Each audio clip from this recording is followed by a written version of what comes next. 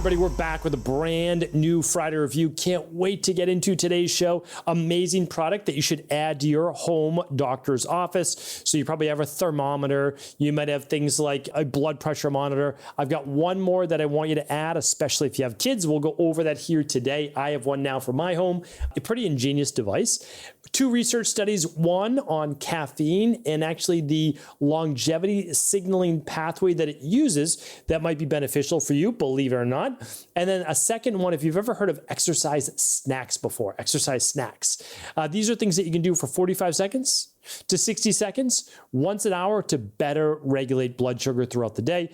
Pretty easy, pretty straightforward. I want to share that research with you. I figured you'd want to know about it. But before we get into today's show and the shows that you may have missed over the last week, just want to let you know over the past month, some of you may have seen my web pages up and down, up and down. We are in the process of actually transferring over 5,000 web pages on stephencabral.com to a new server and a brand new, basically, theme for the website. So easier than ever to navigate. There'll be some big surprises coming at the end of this year, so stay tuned. And all of that is in anticipation of that. So please, forgive us over the last month if you kind of saw things up and down a bit. All of that is now really settled out, and you'll absolutely be able to check every single podcast page every single day at stephencabral.com, and that leads you to all of the different places you would like to go, just using the navigation bar.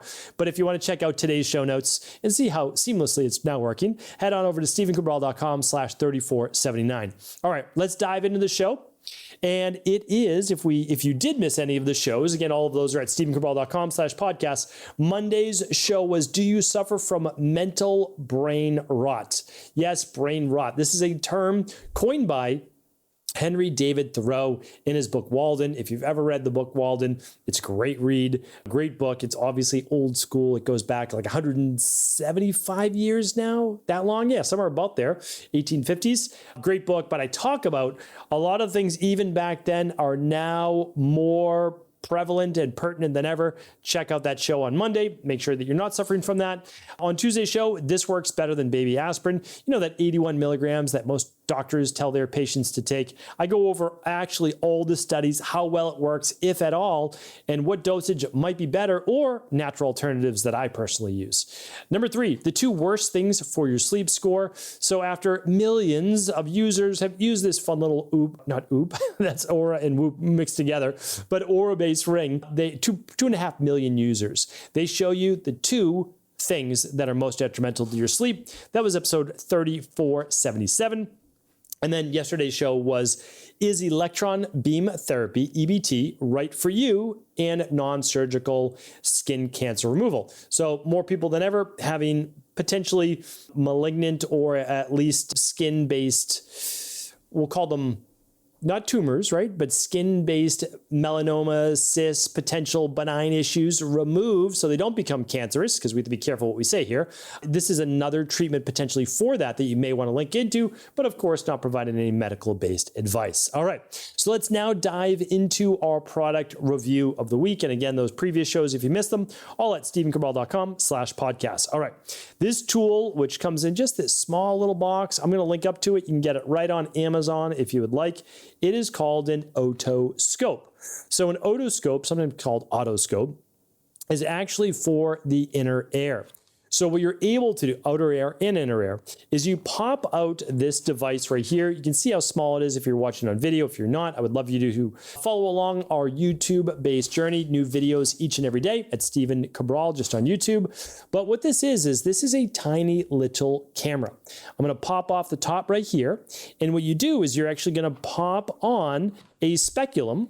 And this is going to be a safe way to then, and I'll show you the application, to place this right into the air. Very gently, of course, depending on the size of the human. We used it with my youngest daughter, and here's what we were able to do. She had an ear infection, and it's actually, and to be truthful with you, it's the closest that she's ever come to having to take antibiotics. So she had a really bad ear infection, and it was getting worse. So by day 5, obviously we don't want to be so rigid that we say we can't use antibiotics. If we have to, we have to.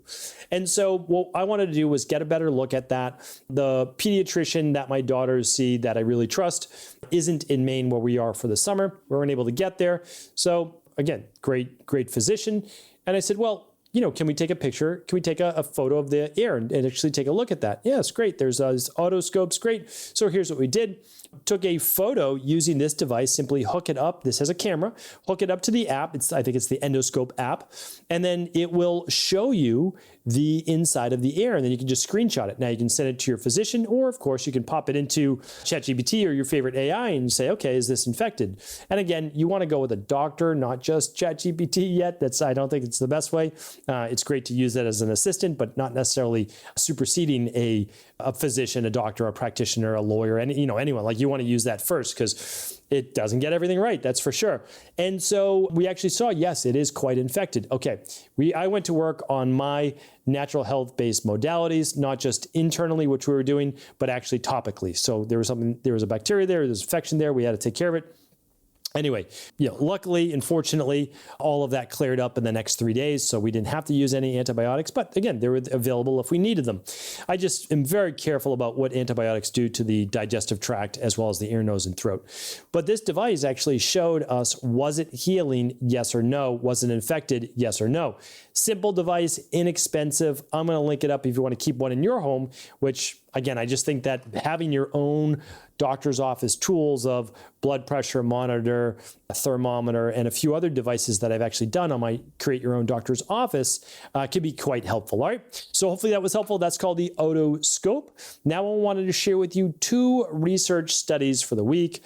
The first one, these are both PubMed studies, of course. Pretty much everything I share with you is all on PubMed and able to be viewed by you. And I just link it up for you. So this one is called Dissecting the Cell Cycle Regulation, DNA Damage Sensitivity, and Lifespan Effects of Caffeine in Fission Yeast. Basically, they've got these yeast modeled to act as human-based cells, and I'll share with you exactly what the results were. Okay. Here we go.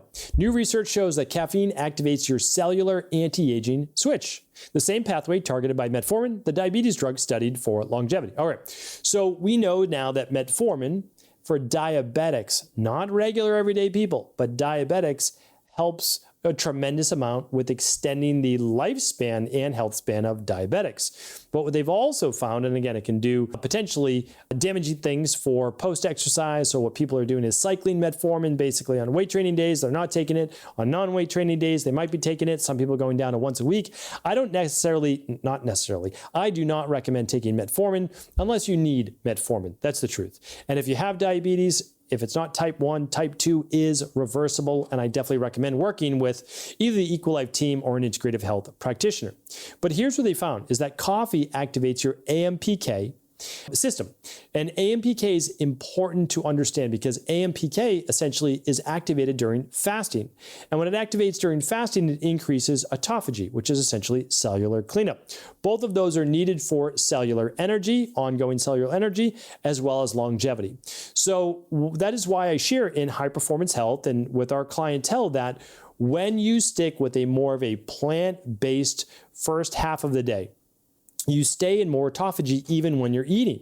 And when you take in a little bit of caffeine, how much? Maximum 2 to 3 cups a day before 1 p.m. And again, if you're someone that gets anxiety or accelerated heart rate or anything like that, don't consume caffeine. You could just have decaffeinated coffee, make sure it's mold-free, make sure it's organic, and you're going to be good to go. You still get longevity benefits from the polyphenols, but they actually are showing that if you're not too sensitive to caffeine, you don't overdo it, a couple hundred milligrams total a day, you can actually get a lot of benefits for the nervous system, for the brain, cardiovascular, blood pressure, vascular-wise as well, and increasing now AMPK. So it is pretty fascinating where it's not really an all for one. For people that are sensitive to caffeine, you're not going to consume caffeine. For those that are not overly sensitive to caffeine, 1, maybe 2 cups of coffee a day. Now that doesn't mean what's the largest Starbucks, like a venti? It doesn't mean one of those, right? What it means is that you go by total milligrams of caffeine. So some cold brews right out of the gates have like 300 milligrams of caffeine. That's a lot of caffeine, right? Most people should be about 200 milligrams. That's probably the healthy maximum for most people. And for most cups of coffee, that's about 1 to 2 8-ounce cups of coffee, right? So if you get a 12-ounce, that's already 1.5 cups. That's good for your coffee for the day. And if you do another, you can do a decaf if you'd like. All right. So great research there. Might be more reasons to continue to enjoy your coffee or tea.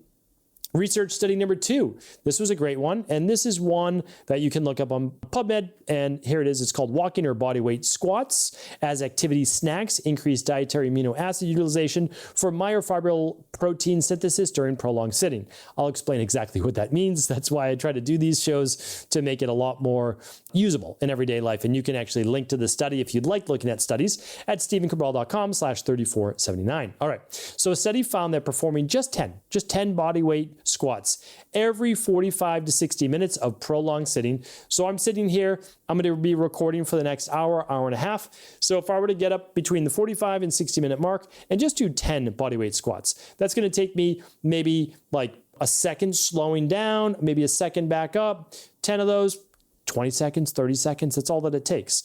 Can improve blood sugar more than one single walk per day. Now, what does this really mean? They're calling it exercise snacks because getting up and walking every single day for 30 to 40 minutes is amazing. And you should, like, without a doubt, absolutely do it. But what they're finding is that for people that just sit down for 8 hours in a row, 6 hours in a row, it's so detrimental to your heart, your vascular system, your blood pressure, and just getting the lymphatic system moving as well, and your blood sugar. That's what we're talking here as well. So if you can get up just once an hour, and you can literally just have alarms on your phone that just ding on the hour every hour, and whatever you're doing, you just try to get up and you can literally do 10 body weight squats. That's all that it is. You sit down. If you say, I can't really squat because of my knees, try doing this. Just sit down in a chair, stand back up. Do that 10 times. That's literally it. A great thing that you're able to do, better balance your blood sugar. And with that, you'll see some body transformation results as well. So remember, balancing blood sugar is more than just body weight alone, though. It helps with everything from your eyesight to circulation to antioxidants, free radicals in the body. So it is pretty important. And again, every 45 to 60 minutes, I would keep it easy. Just do it every 60 minutes. 10, maybe 12, 15 at the most body weight squats. Sit in a chair, stand back up, sit in a chair, stand back up. Not too fast. Do it nice and slow. That will actually improve overall musculature. So you're not just kind of bouncing, you're actually decelerating down. That's called the negative, right? The eccentric movement.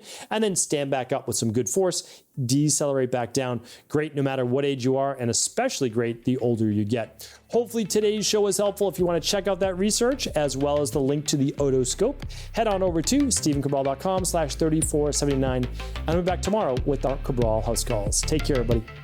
Thanks so much for tuning into today's show. Before you go, don't forget to hit that subscribe button. I want to make sure that you're getting our daily content, not missing out on anything functional medicine, wellness, weight gain, weight loss, anti-aging, living longer, stronger, and all of the most cutting-edge research. And if there's any topics you want to hear, feel free to leave them in the comments below. Take care.